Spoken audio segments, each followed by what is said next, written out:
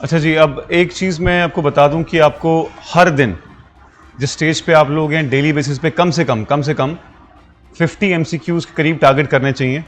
अगर स्टार्टिंग में 50 बहुत ज़्यादा हो रहे हैं तो 20 रखो, सुबह 10, इवनिंग में 10। जागते ही 10 MCQs, सोने से पहले 10 MCQs, या फिर when ever you can institute से जाने से पहले करके जाओ, या इंस्टीट्यूट में से निकलने के बाद, घर पहुँचने के बाद बात करो। डेली MCQ के बगैर सारी पढ़ाई वेस्ट है, उसके बगैर रिवीजन नहीं होती है। और अब आपका अगले वीक में 3rd टेस्ट भी होगा आपका, जो भी हमने इस वीक पढ़ा है उस टेस्ट का तो काम है आपको टाइम मैनेजमेंट सिखाना। एक तो है कि आप वीक का रिवाइज कर रहे हो, टाइम मैनेजमेंट हो रही है, एग्जामिनेशन कंडीशन में आप टाइम बाउंड मैनर में पेपर कर पा रहे हैं कि नहीं कर पा रहे हैं। उसके अलावा है टॉपिक्स की डिफरेंट डायमेंशंस को एक्सप्लोर करना। कोई सेम चीज़ किसी डिफरेंट लैंग्वेज में लिखी है तो आप क्लिक नहीं किया। सो बिफोर एग्जाम, इससे पहले कि आप एग्जाम में बैठे, आपने कम से कम 10,000 प्लस MCQ प्रैक्टिस कर दिए होने चाहिए। सोर्स आप कहीं से भी कर लो, MCQ स्टेट लेवल के PYQs कर लो, या फिर आप कोई मार्केट से कोई बुक ले लो जिसमें क्वेश्चन बैंक है, या फिर हमारी ऐप पे एक सवाल घर करके है जिसमें सब टॉपिक वाइज MCQs हैं 10,000 प्लस। कहीं से भी कर लो, बस प्रिंट आउट लेके हार्ड कॉपी रखना अपने हाथ में और उसको रिवाइज भी करना। एक होता है टॉपिक की रिवीजन, आपने कंसेप्ट पढ़ा या टॉपिक पढ़ा और उसको रिवाइज किया, ये तो आगे टॉपिक या कंसेप्ट की रिवीजन। और एक होता है जितने भी आपने MCQs किए हैं, चाहे वो टेस्ट की फॉर्मेट में थे या कुछ और थे, वो आपको हर वीक रिवीजन करना है। रिवीजन प्लान कैसे करेंगे आप?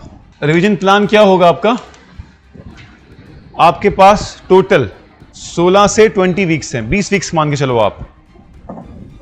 उसके बाद ऐसा होना चाहिए कि एग्जाम कभी भी हो आप तैयार हो। तो लेट अस से हम 20 वीक्स की बात करते हैं, इतना एटलीस्ट टाइम लगेगा एग्जाम होते होते, और इन वीक्स में 3 वीक्स आपके ऑलरेडी हो चुके हैं, या फिर अगर आप आज से ही शुरू करना चाहें तो आज से शुरू कर सकते हैं। तो वीक 1 का जो रिवीजन होगा कंसेप्ट का, वो कमिंग संडे होगा। जो कमिंग संडे आ रहा है वो आपके लिए वीक 1 है। वीक 1 की रिवीजन पूरी, प्लस अगर आप डेली MCQ प्रैक्टिस करेंगे डेली, तो 6 दिन में अगर 20 MCQ भी करेंगे तो आपके 120 MCQ हो जाएंगे।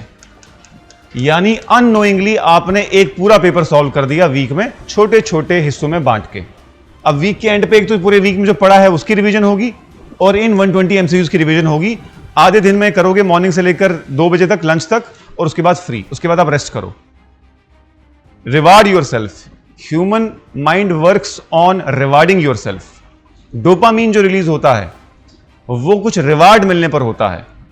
बॉडी आपको रिवार्ड करती है, यू हैव अचीव्ड समथिंग, वो रिलीज करवाओ अपने अंदर। कैसे? अपने आप की परफॉर्मेंस को जज करके हर वीक के एंड पे संडे में रिवीजन करो, प्रैक्टिस करो MCQs की जो आपने ऑलरेडी किए हुए हैं। रिवीजन में पहले टाइम मुश्किल आएगी, first revision will be difficult, चाहे वो वीक 1 की हो, वीक 2 की हो, वीक 3 की हो, वीक 4 की हो। First revision will be difficult, second will be easy, third will be even easier, fourth will be even easier. अब वीक 2 में एक तो आप वीक 1 रिवाइज करोगे, अगर इस रिवीजन में लेट अस से आपको 5 घंटे लगे थे, तो अगले वीक में वीक 1 को रिवाइज करने में 3 ही घंटे लगेंगे। बाकी जो टाइम बचा वही वीक 2 की रिवीजन प्लस 120 MCQ उस वीक के। वीक 3 जब तक पहुंचेगा तब तक आपने वीक 1 2 बार रिवाइज कर लिया होगा, तीसरी बार रिवाइज कर रहे होगे आप, और वीक 2 आप दूसरी बार रिवाइज कर रहे होगे। तो टाइम रिवीजन का घटता जाएगा और बड़े आराम से प्रिपरेशन हो जाएगी। अगर आपने ये फॉलो नहीं किया और संडे आप वेस्ट कर रहे हो, तो आप मान के चलो कि 1 महीने के अंदर आपके पास इतना पहाड़ होगा कि आप उसको देख के ही बोलोगे यार कहां फंस गया मैं। First attempt is the best attempt. पहले अटेम्प्ट में अगर ऑर्गेनाइज्ड होगा, what can not be measured can not be improved. जिस चीज को आप अपने अंदर मेजर नहीं कर सकते उसको इंप्रूव नहीं कर सकते। तो वीक 3 में वीक 1 और वीक 2 की रिवीजन होगी, प्लस वीक 3 का जो कंटेंट पड़ा होगा और वीक 3 के 120 MCQs। अब ये जो 120 MCQ आपको दिख रहे हैं, ये तीसरे वीक तक पहुंचते पहुंचते, ये जो ये वाला MCQ थे वीक 1 के, ये तीसरे वीक तक पहुंचते पहुंचते with in half an hour पूरा रिवाइज कर लोगे आप। MCQ की रिवीजन का लॉजिक क्या है? अगर मैं आज की डेट में आपको MCQ देता हूं और आप लेट्स से गलत उसको अटेम्प्ट करते हो, तो आपको मैं महीने बाद वो सेम MCQ दूं तो आप एग्जैक्टली सेम मिस्टेक रिपीट करेंगे। अगर आपने बार बार रिवाइज करके अपने दिमाग को याद नहीं दिलाया कि यहां गलत सोच रहा था तू, और यही मिस्टेक फिर रिपीट होगी एग्जाम में।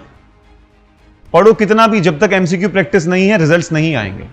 तो वीकली जो टेस्ट है हमारे, जैसे आपका टेस्ट मंडे को होगा, संडे के दिन आपने रिवाइज कर लिया तो मंडे को टेस्ट देने में आसानी होगी, और आपने 120 क्वेश्चन भी किए हुए हैं वीक में। तो वीकली टेस्ट आपको टाइम मैनेजमेंट सिखाता है। सिर्फ एक टेस्ट वीक में जस्टिफाई नहीं करेगा आपके हर टॉपिक पे एमसीक्यू, टॉपिक वाइज एमसीक्यू होने चाहिए। जैसे आजकल हम पार्लियामेंट पढ़ रहे हैं तो पार्लियामेंट के एमसीक्यू होने चाहिए, ठीक है। सो सिमिलरली आपका वीक 4, वीक 5, वीक 6 चलता रहेगा और रिवीजन होती रहेगी। बात समझ में आई? This is clear? तो this is how the revision plan will go and this is how your preparation will become very easy. हर संडे आपको तकलीफ होगी आधे दिन, और एक 4 वीक की मेहनत के रिवीजन के बाद आपके आधे दिन में पूरा खत्म होगा। बाकी आधे दिन जो चाहे करो, घूमो फिरो, रेस्ट करो, मूवी देखो, कोई प्रॉब्लम नहीं है। इस एग्जाम में आइसोलेशन भी नहीं करनी, अपने आप को रिवार्ड करना है। जब आपने सोचा कि ये वीक मेरा बड़ा मेहनत वाला गुजरा तो I deserve a break. Otherwise अंदर से गिल्ट रहता है कि यार इतना जमा हो रहा है, समझ नहीं आ रहा, पता नहीं होगा कि नहीं होगा, एग्जाम कब होगा, क्या है क्या नहीं, दिमाग में चलता रहता है। So be very organised, be very disciplined. ये प्लान फॉलो करो, या फिर ये एक मैंने आपको प्लान दे दिया, इंस्पायर करो और अपने हिसाब से उसको एडिट करो। There is no one size fits for all formula. अपने हिसाब से इसको अमेंड कर सकते हो। हर रोज आप तकरीबन 6 घंटे यहां दे रहे हो, वो 6 घंटे जो है आने में, जाने में, ट्रैवल करने में, गर्मी में, you have to be very just to yourself कि मैं 6 घंटे अपनी बॉडी को अजियत दे रहा हूं या दे रही हूं, तो उस 6 घंटे का मुझे वीक के एंड पे कंसोलिडेट करना है। उसको कंसोलिडेट नहीं करोगे, पीछे छोड़ आगे दौड़ होगा। नया टॉपिक आएगा पुराना भूलेगा, नया टॉपिक आएगा पुराना भूलेगा, हाथ में कुछ रहेगा नहीं। कंसोलिडेट करने के लिए रिवीजन बहुत जरूरी है।